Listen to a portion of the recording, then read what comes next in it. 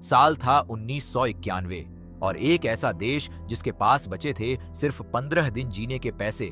सोचिए, अगर आपकी पूरी जिंदगी की कमाई सिर्फ इतनी बचे कि अगले 2 हफ्ते का खर्चा चल सके, उसके बाद कुछ नहीं। ना तेल खरीदने के पैसे, ना दवाई मंगाने के पैसे, ना विदेश से एक दाना अनाज लाने के पैसे। यही हाल था भारत का। और इस डूबते हुए जहाज को बचाने की जिम्मेदारी आ गिरी एक ऐसे आदमी के कंधों पर जिसे ना कोई पहचानता था, ना कोई उससे उम्मीद रखता था। उसका नाम था रामनन, एक शांत, गंभीर और ईमानदार अर्थशास्त्री जिसे अचानक देश के सबसे बड़े बैंक का गवर्नर बना दिया गया। वो बैंक जिसकी तिजोरी में कभी सोने जैसा भंडार हुआ करता था, अब उसकी तिजोरी में मुश्किल से इतना विदेशी मुद्रा भंडार बचा था कि देश 2 हफ्ते और सांस ले सके। रामनन को जब यह जिम्मेदारी मिली तो पूरे सिस्टम में हड़कंप मच गया, क्योंकि यह आदमी किसी बड़े राजनीतिक घराने से नहीं आया था। यह ना किसी पार्टी का चहेता था, न किसी लॉबी का हिस्सा। बस एक सीधा सादा अफसर था जो नियम और सिद्धांत की भाषा समझता था। लेकिन जब उसने पहली बार दफ्तर में कदम रखा तो सामने खड़ी थी एक ऐसी सच्चाई जिसने उसके पैरों तले जमीन खिसका दी। देश के पास कर्ज चुकाने के लिए पैसा नहीं था। विदेशी बैंकों ने भरोसा खो दिया था। अंतर्राष्ट्रीय एजेंसियां भारत को दिवालिया घोषित करने की कगार पर खड़ी थीं और सरकार के अंदर हर कोई एक दूसरे पर दोष मढ़ने में लगा था। वित्त मंत्री सिन्हा को लगता था कि रामनन जैसे किताबी आदमी को इतनी बड़ी जिम्मेदारी देना गलती है। बैंक के भीतर मौजूद डिप्टी गवर्नर सीआर, जो सालों से उस कुर्सी का सपना देख रहा था, हर मौके पर रामनन को नीचा दिखाने की कोशिश करता। उसके सामने ही कह देता कि आप नाकाम हो चुके हैं। बाहर मीडिया में एक तेज तर्रार पत्रकार आदित्य वर्मा हर दिन नई खबर के पीछे भाग रही थी। उसकी नजर हमेशा रामनन पर टिकी रहती। वो उसकी हर गलती को पकड़ने के लिए बेताब थी। इन सब के बीच रामनन के पास ना कोई फौज थी, ना कोई हथियार। उसके पास बस था एक कैलकुलेटर, कुछ पुरानी फाइलें और वो जिद जो कहती थी कि अगर मैं नाकाम हुआ तो पूरा देश नाकाम हो जाएगा। यही एक लाइन उसके जीवन का मूल मंत्र बन गई। हर रात जब पूरा शहर सो जाता, रामनन अपने दफ्तर की बत्ती जलाए बैठा रहता, आंकड़ों में डूबा हुआ, यह सोचता हुआ कि आखिर कहां से आएगा वो पैसा जो देश को डूबने से बचाएगा।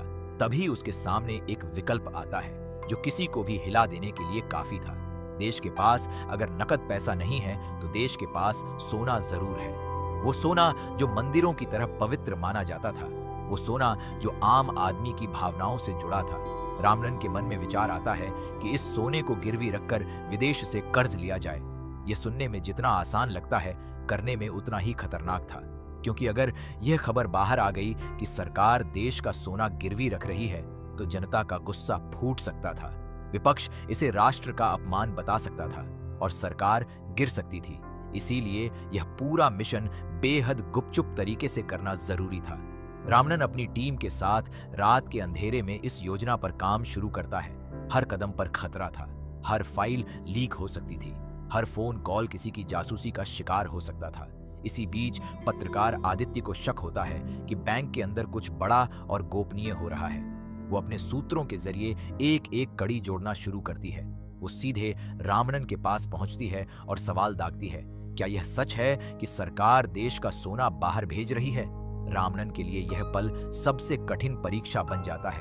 अगर वो सच बोलता है तो पूरा मिशन खतरे में पड़ सकता है। अगर झूठ बोलता है तो अपने सिद्धांतों से समझौता करना पड़ेगा।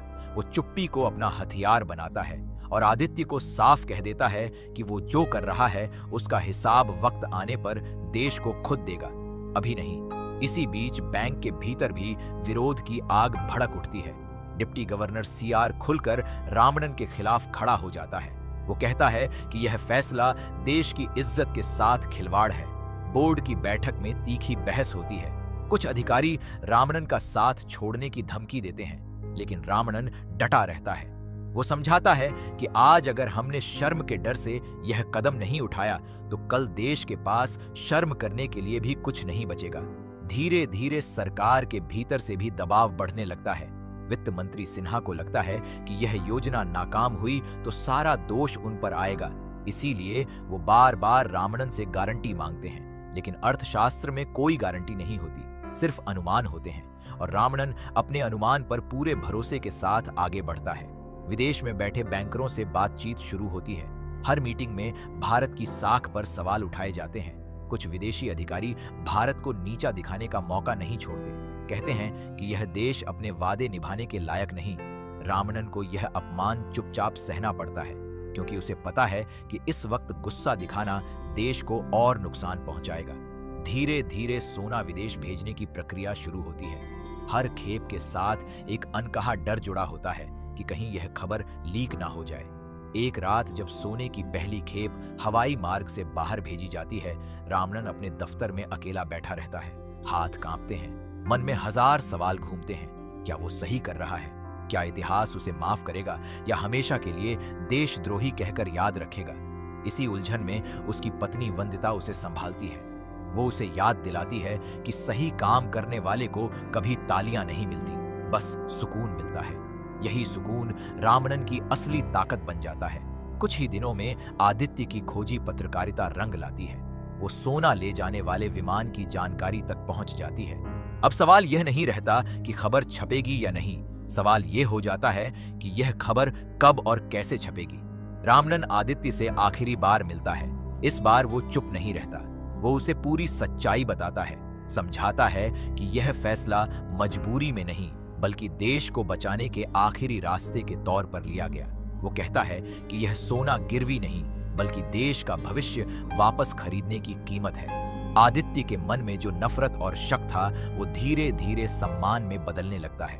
वो समझ जाती है कि यह आदमी अपने नाम के लिए नहीं बल्कि गुमनाम रहकर देश के लिए लड़ रहा है। इसी बीच संसद में हंगामा मचता है। विपक्ष सरकार को घेरता है। सड़कों पर भी गुस्सा फूटता है। लोग सोना वापस मांगने के नारे लगाते हैं। सरकार गिरने की कगार पर आ जाती है। रामनन पर इस्तीफा देने का दबाव बनता है, लेकिन वो डटा रहता है। वो जानता है कि अभी हार मानने का मतलब है सालों की मेहनत पर पानी फेरना। वो अंतर्राष्ट्रीय मुद्रा कोष के सामने भारत का पक्ष रखने खुद जाता है। वहां बैठे बड़े बड़े अफसरों के सामने वो ना गिड़गिड़ाता है, ना बहाने बनाता है, बल्कि आंकड़ों और आत्मविश्वास के साथ भारत की मजबूती साबित करता है। वो कहता है कि यह देश अस्थायी संकट में है, हमेशा के लिए कमजोर नहीं। धीरे धीरे उसकी बात असर दिखाने लगती है।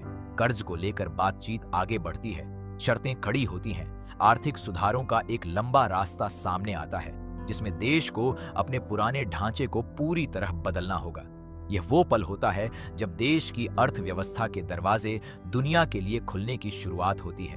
संसद में एक नया वित्तीय बजट पेश किया जाता है, जो आने वाले सालों में देश की दिशा बदलने वाला साबित होगा। धीरे धीरे हालात सुधरने लगते हैं। विदेशी मुद्रा भंडार फिर से भरने लगता है। कर्ज की किश्तें समय पर चुकने लगती हैं। जिन लोगों ने रामनन का मजाक उड़ाया था, वही अब चुप हो जाते हैं। डिप्टी गवर्नर सीआर भी आखिरकार समझ जाता है कि रामनन का फैसला कितना कठिन लेकिन कितना जरूरी था। वित्त मंत्री सिन्हा भी उसकी पीठ थपथपाते हैं, लेकिन रामनन को इन तारीफों में कोई दिलचस्पी नहीं होती। वो जानता है कि उसका काम सुर्खियां बनना नहीं था, बल्कि खामोशी से अपना फर्ज निभाना था। आदिति जब आखिरी बार उससे मिलती है और पूछती है कि क्या वो चाहता है कि इतिहास उसे नायक की तरह याद करे, तो रामनन मुस्कुराकर कहता है कि इतिहास मुझे याद रखे या भूल जाए, इससे फर्क नहीं पड़ता। फर्क सिर्फ इतना पड़ता है कि जब देश को मेरी जरूरत थी तब मैं वहां मौजूद था। यही एक वाक्य उस पूरी कहानी का सार बन जाता है। एक ऐसी कहानी जो दिखाती है कि हर हीरो को मंच पर तालियां नहीं मिलती।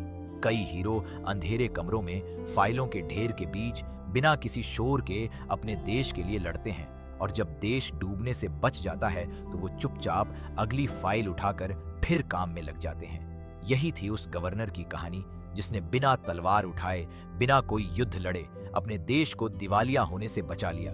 पर कहानी यहीं खत्म नहीं होती, क्योंकि जब सोना बाहर भेजा जा रहा था तब एक और मोर्चे पर लड़ाई चल रही थी, जो शायद उस सोने से भी ज्यादा कठिन थी। वो थी भरोसे की लड़ाई। दुनिया के बड़े बड़े बैंकर भारत को शक की नजर से देखते थे। उनके मन में एक ही सवाल था कि जो देश अपने भीतर आर्थिक अनुशासन नहीं रख सका, वो कर्ज वापस कैसे करेगा। रामनन को हर मीटिंग में यही साबित करना पड़ता था कि यह सिर्फ एक अस्थायी संकट है, स्थायी कमजोरी नहीं। वो रातों को जागकर रिपोर्टें तैयार करता, आंकड़ों को इस तरह पेश करता कि दुनिया को भारत की असली ताकत दिखे। इसी दौरान एक और मुश्किल पल आता है, जब देश के भीतर तेल की कीमतें आसमान छूने लगती हैं, क्योंकि खाड़ी में युद्ध छिड़ चुका था और भारत का बड़ा हिस्सा तेल आयात पर निर्भर था। हर बैरल तेल की कीमत बढ़ने के साथ देश की मुसीबत भी बढ़ती जाती थी। महंगाई आम आदमी की कमर तोड़ रही थी। बाजारों में हाहाकार मचा हुआ था। लोग अपनी बचत निकालने के लिए बैंकों के बाहर कतार लगाने लगे थे। यह देखकर रामणन को एहसास होता है कि सिर्फ विदेश में बातचीत करना काफी नहीं, देश के भीतर भी भरोसा कायम रखना उतना ही जरूरी है। वो बैंक के भीतर एक के बाद एक कड़े फैसले लेता है, ब्याज दरों में बदलाव करता है, रुपये की कीमत को संभालने के लिए ऐसे कदम उठाता है जो शुरुआत में बेहद अलोकप्रिय लगते हैं। अखबारों में उसकी आलोचना छपती है, कार्टून बनते हैं जिनमें उसे देश का दुश्मन बताया जाता है। टीवी बहसों में लोग चिल्ला चिल्ला कर उसे कोसते हैं, लेकिन रामणन अपने घर में बैठकर चुपचाप वो सारी खबरें देखता है। न गुस्सा करता है, न सफाई देने दौड़ता है, बस अगली सुबह फिर दफ्तर जाकर अपने काम में जुट जाता है। उसकी पत्नी वंदिता एक रात उससे पूछती है कि इतनी बदनामी सहकर भी वो कैसे शांत रह पाता है। रामणन जवाब देता है कि जब इंसान को पता होता है कि वो सही राह पर है, तो बाहर की आवाजें धीरे धीरे शांत होने लगती हैं। इसी बीच बैंक के भीतर डिप्टी गवर्नर सीआर एक और चाल चलता है। वो कुछ बोर्ड सदस्यों को अपने पक्ष में करके रामणन के खिलाफ अविश्वास प्रस्ताव लाने की कोशिश करता है। बैठक में तनाव चरम पर पहुंच जाता है। कमरे में सन्नाटा छा जाता है जब सीआर खुलेआम कहता है कि गवर्नर का यह प्रयोग देश को और गर्त में ले जाएगा। रामणन बिना घबराए खड़ा होता है और बोर्ड के सामने अपने हर फैसले का हिसाब बेबाकी से रखता है। वो कहता है कि आप मुझे कुर्सी से हटा सकते हैं, लेकिन अगर आज हमने हिम्मत नहीं दिखाई तो कल हमारे बच्चे इस देश में रहकर भी शरणार्थी जैसा महसूस करेंगे। उसकी यह बात कमरे में मौजूद कई अफसरों के दिल को छू जाती है। अविश्वास प्रस्ताव टल जाता है, लेकिन लड़ाई अभी बाकी थी। उधर आदित्य की खोजी रिपोर्टिंग अब सिर्फ सोने की खेप तक सीमित नहीं रहती। वो यह पता लगाने में जुट जाती है कि आखिर इस पूरे फैसले के पीछे कौन कौन शामिल है, किसकी मंजूरी से यह हुआ, क्या इसमें कोई भ्रष्टाचार तो नहीं। वो एक के बाद एक सूत्रों से मिलती है।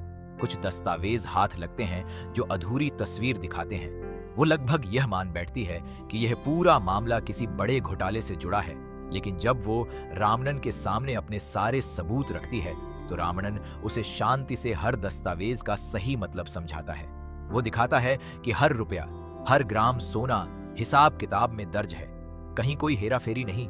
यह पल आदित्य की आंखें खोल देता है। वो समझ जाती है कि सच्चाई कई बार जितनी सीधी लगती है, असल में उतनी उलझी हुई नहीं होती। बस उसे सही नजरिए से देखने की जरूरत होती है। इसी बीच अंतर्राष्ट्रीय मुद्रा कोष के साथ बातचीत आखिरी दौर में पहुंचती है। शर्तें बेहद कड़ी रखी जाती हैं। कहा जाता है कि भारत को अपनी अर्थव्यवस्था के दरवाजे दुनिया के लिए खोलने होंगे। पुराने लाइसेंस राज को खत्म करना होगा। निजी कंपनियों को आगे आने का मौका देना होगा। यह सुनकर सरकार के भीतर कई नेता भड़क उठते हैं। वो कहते हैं कि यह तो देश की आर्थिक आजादी को गिरवी रखने जैसा है। संसद में एक बार फिर तूफान खड़ा होता है। विपक्ष सरकार पर हमला बोलता है, कहता है कि यह समझौता देश को विदेशी ताकतों के हाथों बेचने जैसा है। रामणन को संसदीय समिति के सामने बुलाया जाता है, जहां घंटों तक उससे तीखे सवाल पूछे जाते हैं। कुछ सांसद उसकी नीयत पर सवाल उठाते हैं, कुछ उसे देशद्रोही तक कह डालते हैं।